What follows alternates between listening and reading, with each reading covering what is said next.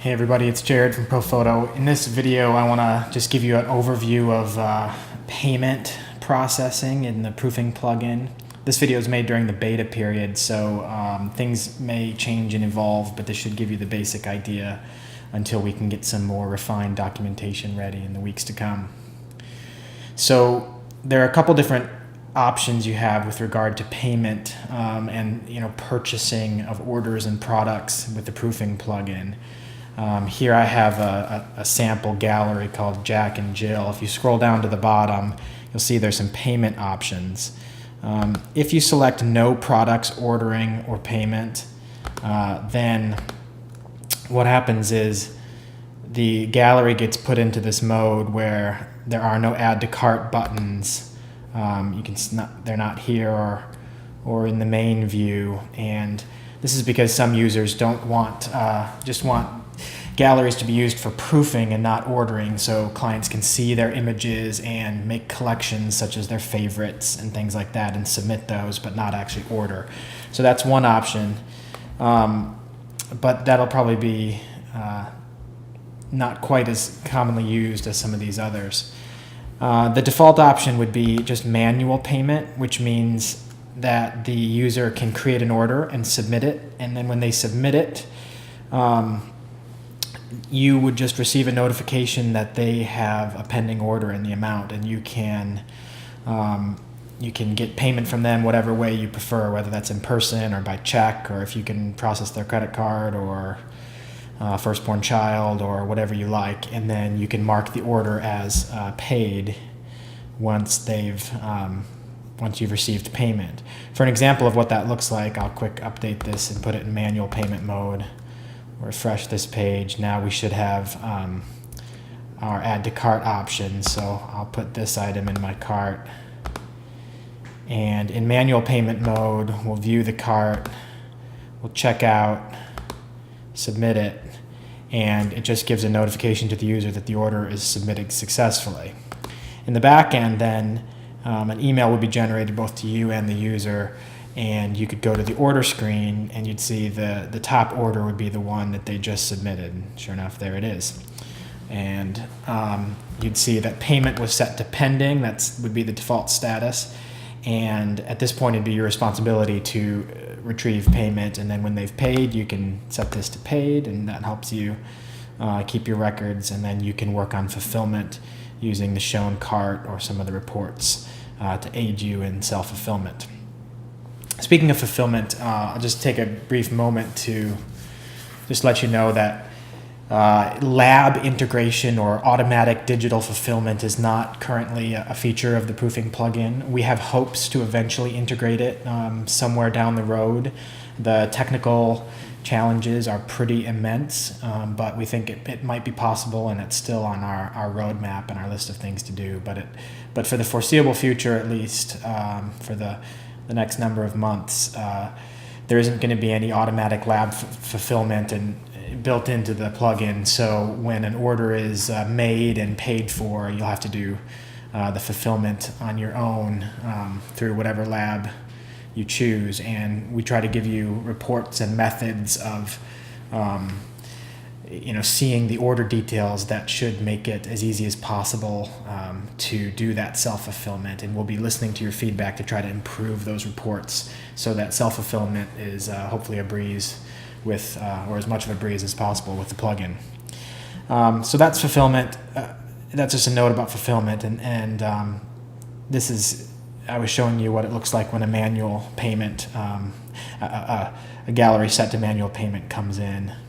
Now, the third option is the built-in PayPal standard payment processing. So I'm going to go back to the gallery and choose that as my option and update.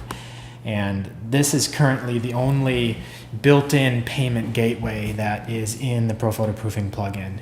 I don't want to discuss it too much here, but we hope to in the future possibly add some other payment gateways. There are a lot of logistical and technical challenges to providing options for payment that I don't want to get into at this point. But PayPal is one of the simplest and least expensive, allows people to pay you online is very safe and very secure, allows you to accept credit cards for people who don't have PayPal accounts, as long as your PayPal account is a business account. I'll get to that in a minute.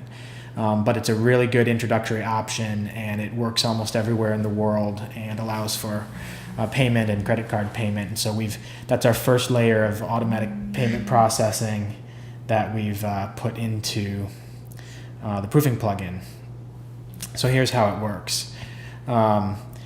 Over in your ProPhoto customization area, your proofing customization area, you'll need to set your PayPal email address. You need to have a PayPal account to make this work.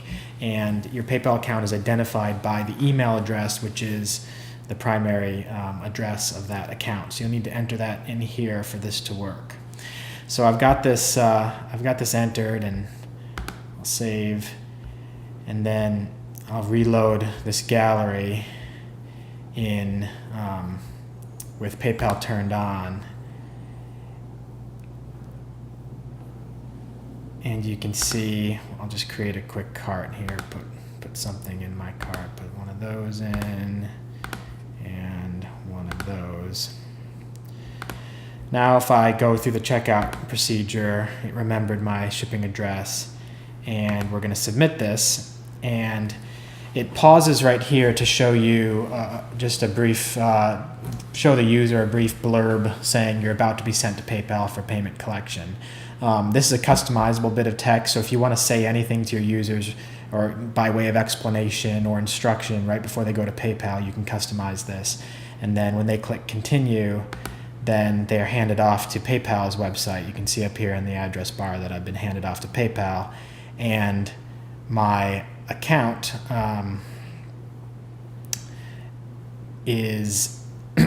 my cart has been summarized over here on the left and totaled up, and then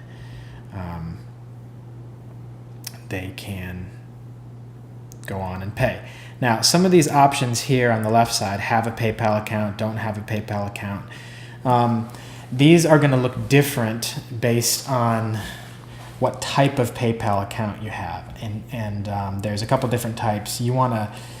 The best thing to do is to have a business account, or to upgrade your account. If you have the basic type is a personal account, and if you have that, it'll work fine, but there are some limitations. If you have a personal account, I don't believe that you will be able to accept credit cards from people who don't have a PayPal account, so that would be one limitation. But if you upgrade to a business account and set your preferences correctly, then when your users come to the screen, they will have an option to use a credit card or log in as a PayPal user, and that's a little bit more flexible, and most people prefer that. So this would be a live transaction. I don't want to actually complete this because we're on PayPal's site, and I don't want to pay $168 for fake products. So I'm going to back out of this and go back to where we were. Now, this is sort of a good teaching moment, because as the ProPhoto admin, you're going to want to troubleshoot, and not really troubleshoot, but just test the whole checkout and payment procedure without having to actually transfer funds and buy things you don't want to buy. And so in order to facilitate that, what we did is we built in support for PayPal test accounts. Now, what PayPal does is they have a version of their site they call their sandbox, which is created for this exact purpose, so that you can make payments and go through the entire purchase process but not use any real money.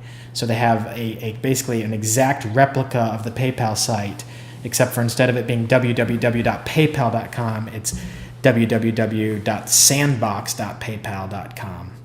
And it's a really helpful thing they've done, and it's really useful to kind of get things working. And so we took some time and built in native support to test these transactions. And so how that works is here again in the proofing customization area in the PayPal account box, you have this option where it says for testing you can either use a provided ProPhoto test account, which is the default, or you can use your own account. This would be just for advanced users if you wanted to create your own test sandbox account that was very specifically configured to match your country and settings and preferences. That would give you the most exact match as far as testing the checkout procedure. But it's a little more work, and you'd have to set up an account, and most people want to use our provided test accounts. And to make sure that the test account that we use is going to mimic your real account, you just need to tell it whether you have a personal or business account here.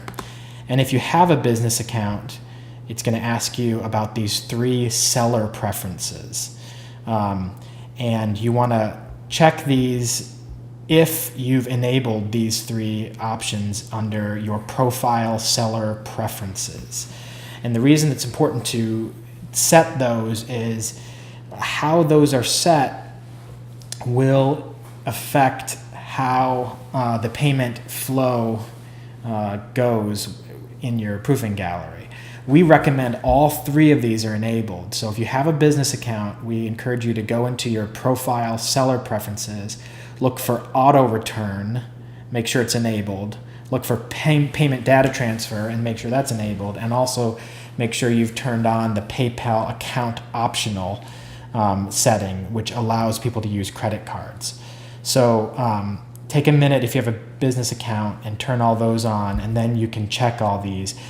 Whatever you do, make these checkboxes match your actual seller preferences so that your testing will be accurate and will reflect your account. So I'm going to save the changes and assume that you have a business account with auto return enabled. Just briefly, auto return makes it so that when your user completes payment on PayPal, they don't have to click a link to come back to your site. They get automatically redirected. So that's a really a cool feature you want to make sure to have enabled. It's not available for personal accounts. That's why you want to you can still accept payments if you have just a personal PayPal account, but you're better off upgrading to business so that you can turn on auto return. Payment data transfer allows us to get information about the transaction ID of the purchase so that you can know when they come back that they have a good and successful completed transaction. And then the account optional setting, like I mentioned earlier, allows them to not have a PayPal account, your users, this is, your clients, and just pay with a credit card. So that's another one that's not available with a personal account. So you want to get a business account and make sure these are all turned on. And then set them so that they mimic your actual preferences. So I'm going to go ahead and save these changes. And then we're going to need to do one other thing, which is go into our proofing gallery edit screen. And down at the bottom under the payment options on the right, there is an option that says Enable PayPal Sandbox Test Mode. And if you want to test your purchase flow, then you'll want to click that and save. Okay, now that I have Sandbox Mode enabled, I'm going to show you what it looks like to test this purchase process all the way through. So I'm going to view my page again, and I'm going to put something in my cart. I'll just put one item for the sake of time. View my cart, and when I complete my order,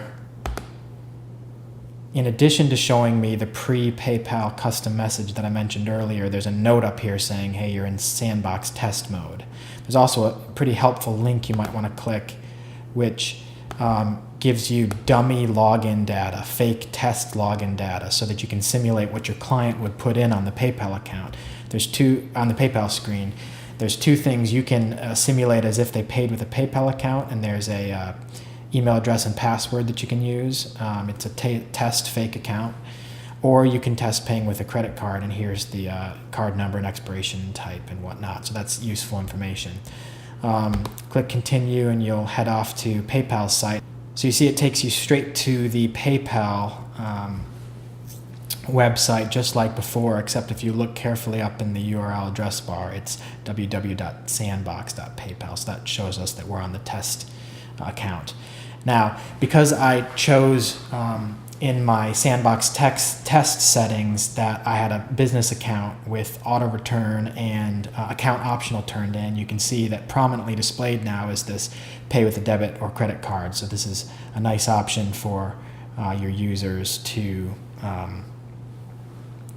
use if they don't want to have a PayPal account, and that's why it's important to get a business account with your settings set correctly.